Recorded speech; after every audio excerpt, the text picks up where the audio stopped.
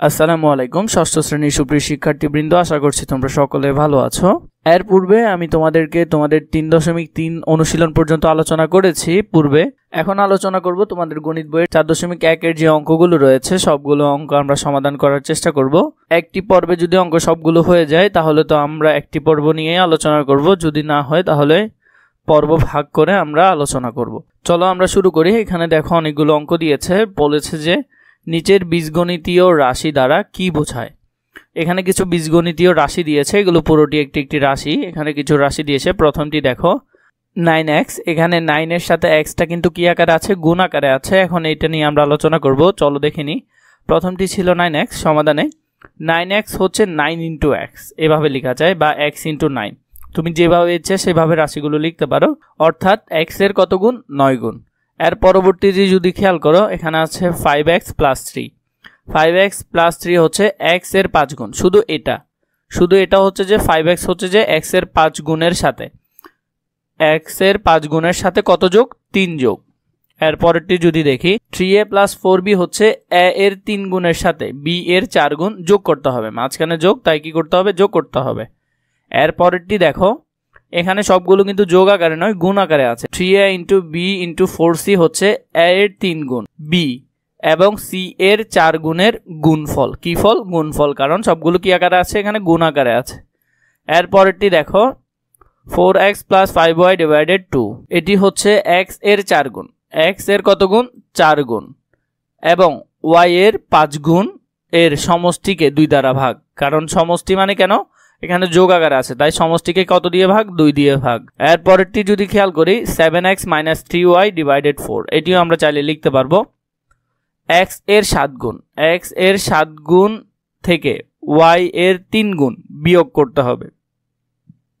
বিয়োগফলকে কত দ্বারা ভাগ, 4 দ্বারা ভাগ, 4 দ্বারা ভাগ। এখানে কি হচ্ছে দেখো, এখানে কি বলেছে, x কে 3 দ্বারা এবং y কে 2 দ্বারা ভাগ করে ভাগফলের সমষ্টি থেকে z কে 5 দ্বারা ভাগ করে বিয়োগ করতে হবে। আবার ভাগ করার পর আবার কি করতে হবে, বিয়োগ করতে হবে।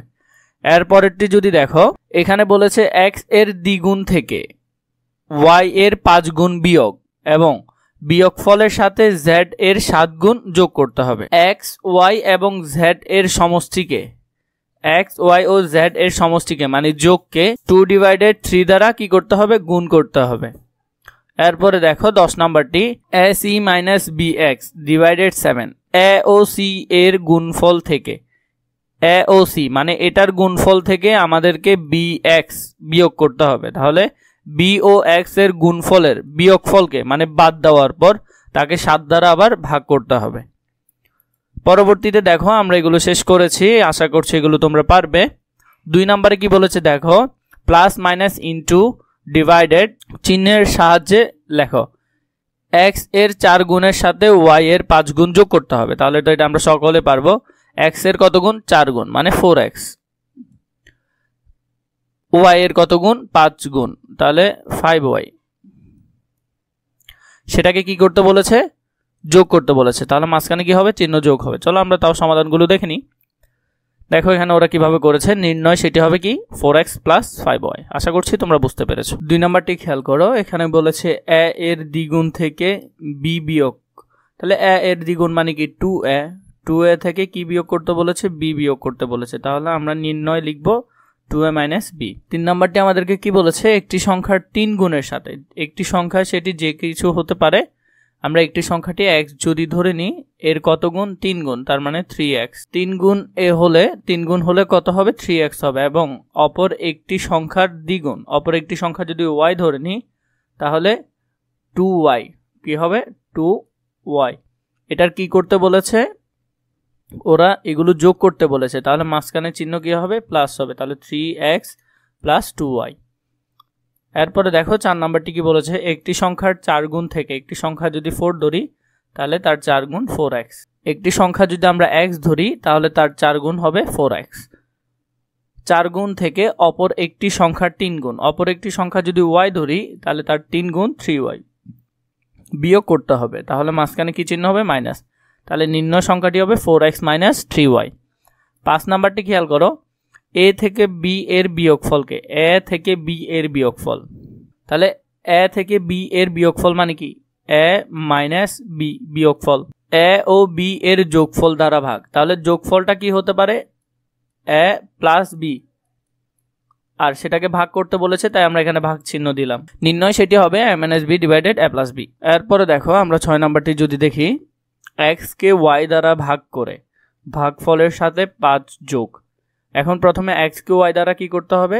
ভাগ করতে হবে। তাহলে কি এক্স ভাগ ওয়াই, তার মানে সেটাকে আমরা লিখতে পারি এক্স ডিভাইডেড ওয়াই। তাহলে ওরা বলেছে সেটির সাথে কত যোগ? 5 যোগ। তাহলে আমরা এটাকে সাথে কত যোগ করব? 5 যোগ করব। তাহলে নির্ণয় যোগফল x ডিভাইডেড y প্লাস 5। 7 নাম্বারটি খেয়াল করো, 2 কে x দ্বারা, 5 কে y দ্বারা, 3 কে z দ্বারা ভাগ করে। তাহলে এগুলো সবগুলো কি আসবে? ভাগ আকারে। যেমন ধরো 2 কে x দ্বারা, তাহলে 2 ডিভাইডেড x, 5 কে y দ্বারা, তাহলে 5 ডিভাইডেড x, 3 কে z দ্বারা, তাহলে 3 ডিভাইডেড z। এগুলা কি করতে বলেছে? ভাগফলগুলোর যোগ বের করতে বলেছে। তাহলে সবগুলোর যোগ হবে। তাহলে নির্ণয় সেটি 2 divided x plus 5 divided y plus 3 divided z। এরপর 8 নাম্বারটি খেয়াল করো, a কে b দ্বারা ভাগ করে ভাগফলের সাথে 3 যোগ।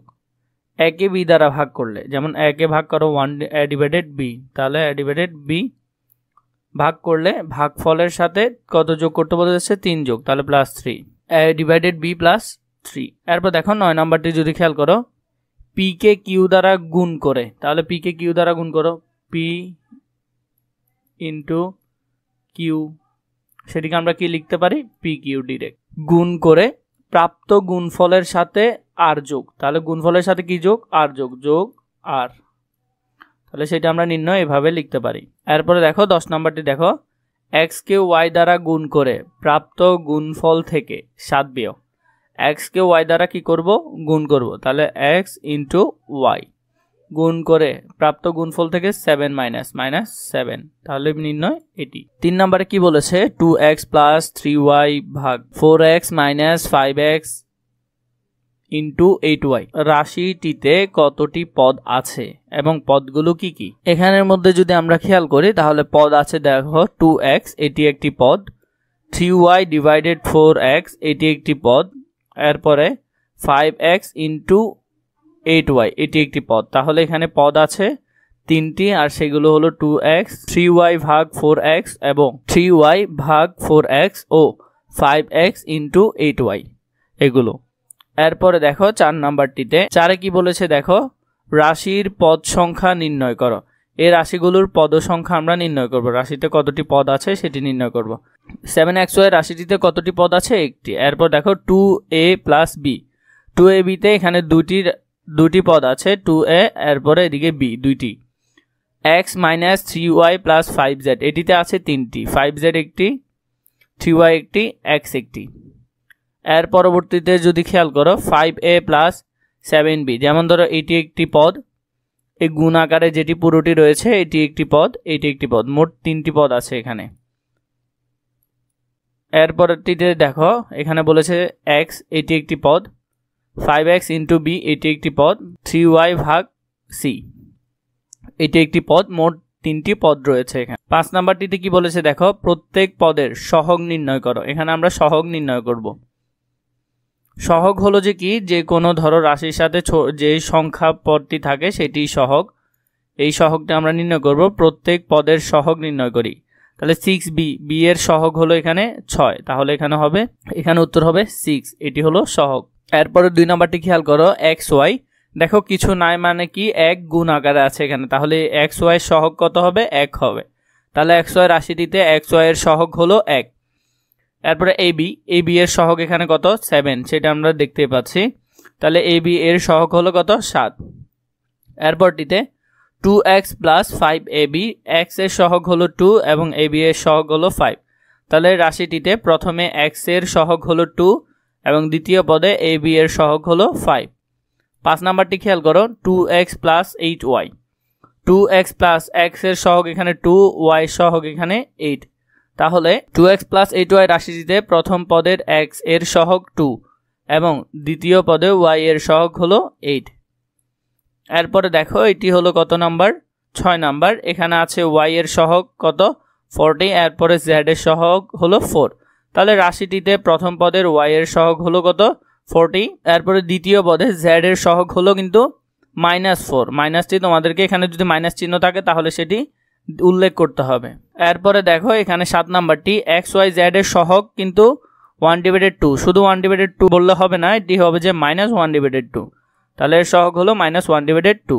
এরপর দেখো এখানে আমাদেরকে বলেছে x এর আক্ষরিক সহগ নির্ণয় করো। আমরা আক্ষরিক সহগগুলো যদি নির্ণয় করি, এখানে দেখো x এর পাশে কি আছে, এর আক্ষরিক সহগ এখন কিছু নাই, মানে a আছে, তাহলে এই রাশিটিতে x এর আক্ষরিক সহগ হলো a। এখানে দেখো x এর সামনে তাও a আছে, তাহলে আক্ষরিক সহগ হবে কি a। এখানেও x এর সামনে a আছে, তাহলে এটির আক্ষরিক সহগ হলো a। এবার দেখো x এর সাথে কি আছে, p আছে এবং y আছে, তাহলে এর আক্ষরিক সহগ হবে p এবং y। এরপর দেখো 6 নম্বর প্রশ্নটি যদি আমরা খেয়াল করি, একটি কলমের দাম x টাকা ও একটি বইয়ের দাম y টাকা হলে নিচের রাশিগুলো দ্বারা কি বোঝানো হয়েছে তা লেখো।